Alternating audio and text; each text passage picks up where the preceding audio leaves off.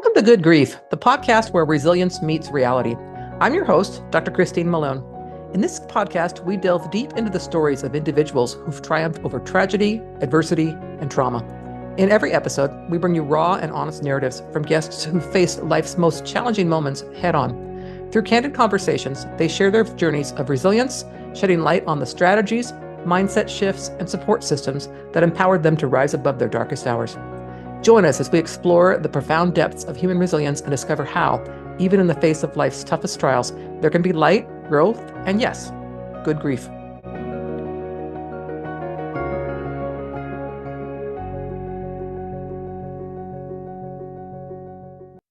Hi, everyone. Thanks for joining me for this special holiday podcast. I don't have a guest today. It's just going to be me talking about grieving during the holiday season. So I want to start by just saying that holidays can be a very hard time. I know this personally for people who are grieving. Doesn't matter if the person or the thing that you're grieving happened a long time ago or happened recently. Those pockets of grief come up, especially around the holidays. So just a quick brief description from myself. So one of my first experiences with grief at the holidays was after my first husband committed suicide. Our kids were 4 and 2 years old. And the first Christmas that year was very difficult for me. If it hadn't been for my kids, I wouldn't have even decorated or celebrated it at all. But because I had a 2 and a 4-year-old, I thought it was best for them to try to make the holidays as normal as possible. So I did put up a Christmas tree, but I didn't want to decorate it. So my kids did. And that year, the Christmas tree was decorated on the bottom third only because they were so little. But again, I wanted to try to have some kind of normalcy in there. I've also found in subsequent events of grief that things change, right? So different traditions that I may have had from one part of my life would have changed when this grief episode happened. So for example, when my son Ian died, prior to that, we used to go out and cut a tree down. Or as a family, it was an event. After he died, I got an artificial tree because I just didn't want to do that same scenario again. I wanted to do something different, even if it was for a short time. So I'm going to get into that just in a bit here. But really, I want to make sure you're thinking about, not only yourself, but someone that maybe that might be having a hard time as they're grieving during the holidays. So kind of keep that in mind as I'm talking today. So why are holidays hard for those who are grieving? A number of reasons, traditions.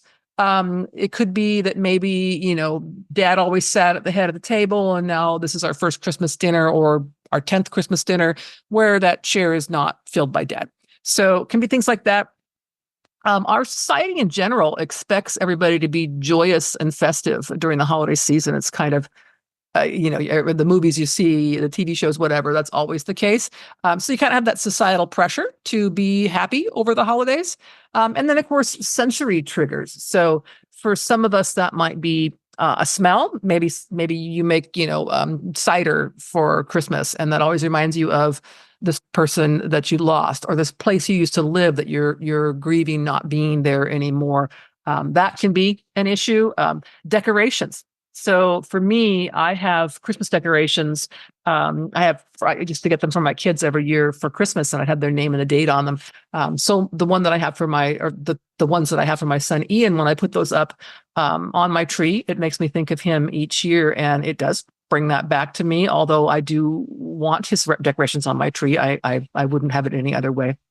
There are, of course, different forms of grief. The obvious ones, loss of a loved one, someone that we loved and lost, could be grieving. But it also could be things like relationships, maybe at the end of a marriage or a long-term relationship, loss of health. So last Christmas I was able to do this, but this Christmas now I can't because I've lost some ability or so on. Or even traditions. So maybe the family dynamic has changed, and so traditions have changed, and that could be something that one grieves. So one of the most important parts when it comes to acknowledging grief at the holiday time is to give yourself permission to grieve. It's completely okay to not be joyous and festive every moment of the day. because faking it only makes it really a lot more difficult. So it's okay to feel sad. It's completely okay to feel sad. Give yourself that grace to be thinking of something that you miss about the person, or those decorations that remind you of that person, or whatever it may be. I'm not in the house anymore, and I miss that. It's okay. It's okay to be sad. Don't try to cover that up especially for yourself. It is really a good idea to set realistic expectations. So if you know that something's going to be a trigger for you, maybe don't do it, or do it a different way. If you know that something could be a problem for a family member or a friend or a coworker, be aware of that. That's part of how you can help others who are grieving, is to acknowledge that this might be tough, and it's okay. It's okay for you to talk about it. Other things would be, aside from expectations, holiday parties. Maybe you don't want to go. Maybe you don't feel like that work party or whatever. We shouldn't feel obligated to go to events like that. If that's something you think, I'm just not feeling festive and therefore I don't want to go to that party, decline. It's okay to decline and say, I don't think I can do that. Changing traditions would be another one where, again, my family, we had the tradition of going out and cutting down our tree as a family.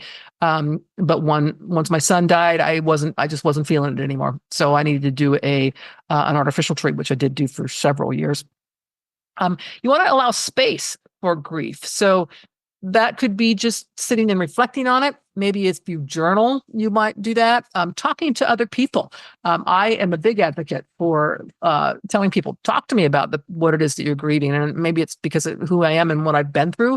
But I also think it's important to find someone that you can talk to. So if you want to talk about something that's causing you grief during the holiday season, by all means, a close person that you feel safe with, whether that's family, friend, or whatever, or a professional, if that's what you're needing.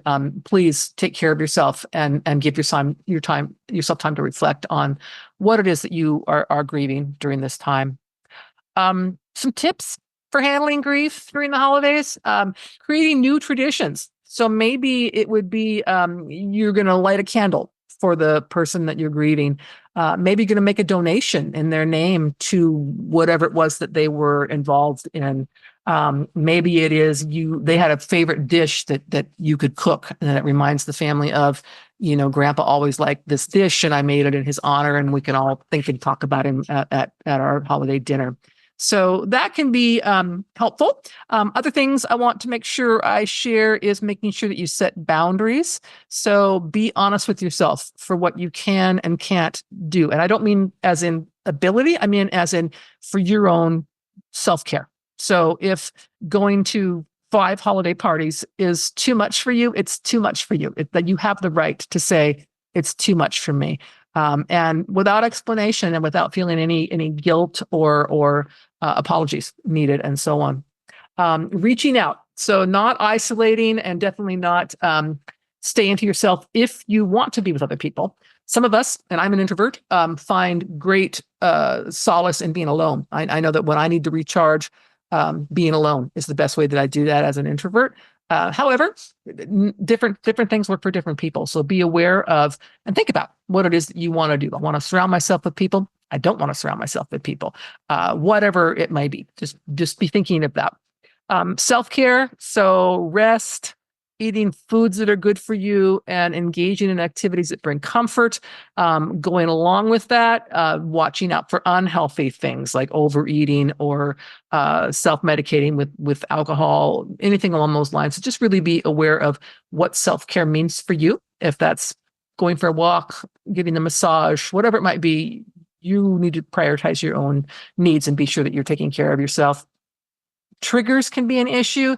So you probably want to, if possible, avoid some of those triggers. So if for example, in my case with cutting the tree down, if I had gone with my family to cut the tree down, especially that first year when my son died, it probably would have been not a happy experience for me. It would have reminded me of the fact that I didn't have my son anymore, and it would have been a problem. So that would have been a trigger for me.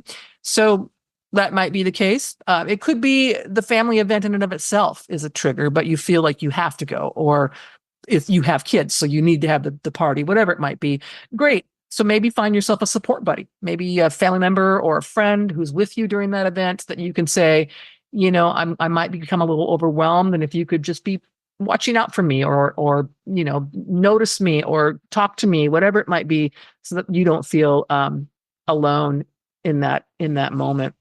Ways you can honor a loved one that you've lost, a memory book, scrapbook. I've even heard of people who write letters or in a journal or something to share stories. I know for a lot of us who are grieving someone we've lost, we actually do like to talk about them. And I often say that, talking about someone I've lost, you may see a memory fall down my cheek in tear form. And that's how I phrase that.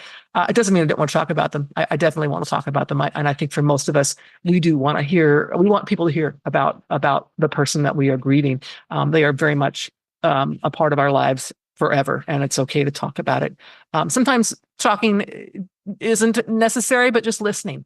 So if you've got someone in your life who is grieving, there are wrong things to say, but there really isn't, a way to fix them. They're grieving. You can't take that away, right? So what you can do is support them, listen to them. So again, you aren't going to fix it.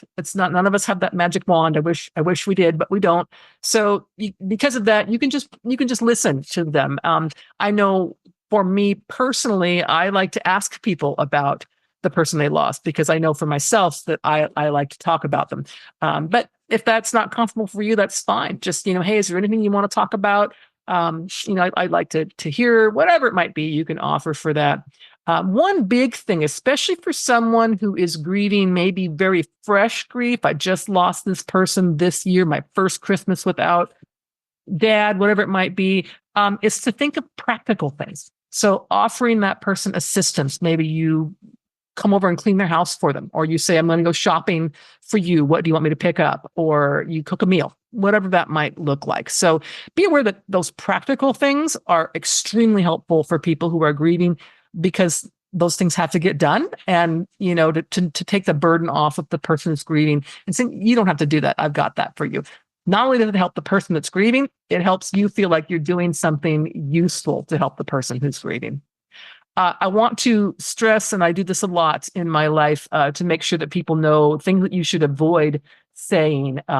Please don't ever tell people that the person they've lost is in a better place. I mean, if you believe that, that's great. But the person that you're talking to, even if they believe it, still, I lost that person, and I'm selfish. I don't wish they were in that place. I still want them here with me. It's part of what comes up in their mind. So be very careful with that. If you've ever heard of Brene Brown, I highly recommend you watch her video. It's very short, on the difference between sympathy and empathy. One of the things that she stresses is that you should not start a sentence with, well, at least you X. So, for example, in my case, I remember when my first husband died, I was 30, and I had people at the funeral that would say to me, well, at least you're young, so you can, find a new partner. And I thought, why would you say this to me at this funeral where I'm definitely not thinking about finding a new partner? Worse was when my son died. He was 4.5. And I had people say to me, at least you have other children, as if losing my son was like losing a pair of shoes. It's the most stupidest thing I could think of to say to someone. So I know people mean well. I do. I know they do. But sometimes when you say that kind of stuff, it is just, not only can it make it worse, it's just comes across as, empty words. So nothing you say is going to make it fixed. So don't try to do that. You can just, again, talk about it. Be aware that grief does not have a timeline. And again, those pockets of grief will come back for people over the years, maybe for the rest of their life, for whatever the person or thing is that they've lost. And that's okay. We all grieve in our own ways, in our own timeline. A person isn't stuck in grieving because they want to talk about the person they lost during the year. That's not a problem for them. I mean, if they need professional help, that's on them, but it's not for us to judge and say, I don't know why she's still talking about so-and-so. They died 25 years ago. So be aware of that. Not everybody grieves on the same timeline. Things that you can also think about would be maybe reframing the holidays. So what does that look like? You can focus on what you still have, right? So it's like, not in the whole, I've still got other children, so I don't miss the one who's gone, but focus on, spending time with them, whatever that may look like. To just maybe come up with new traditions that maybe feel good for you, and or maybe a new tradition that honors the person that you've lost is completely okay as well. You want to make sure, again, this is part of self-care, that you are looking for the good things, the small joys, I'll call them. So that could be maybe, again, quiet moments. Maybe it's listening to music that's soothing. It's a hot tub, music, going for a walk, whatever that may be, could be very helpful. Again, self-care, if you're thinking of self-care during stressful times and holidays, can be stressful even without grief. For those of you who have like a spiritual or religious or a faith-based feelings, you can absolutely call upon that for your help during this time as well. You want to make sure that you are looking for resources if you need to. So be aware that there are plenty of resources available for grieving. If you need help finding them, please reach out to me via my website. I'd be more than happy to share what I know, both for online resources, textbooks, workbooks, whatever it might be. Be happy to share those with you. So in closing, I want to encourage you, take care of yourself, have a fabulous holiday season, however you spend it. And be patient, be kind, give yourself grace. And I wish you all the best.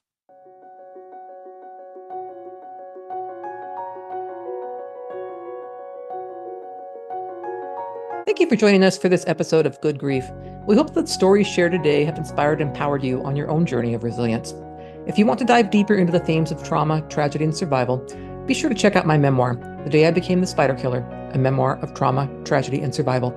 In this book, I shared my own raw and honest experiences, offering insights and strategies for overcoming life's toughest challenges. You can purchase the book on Amazon, Barnes & Noble, or listen to it on Audible. Your support helps us continue to bring these powerful stories to light and spread a message of hope and resilience. Stay tuned for more incredible stories on our next episode. Until then, remember, even in the face of life's toughest trials, there can be light, growth, and good grief.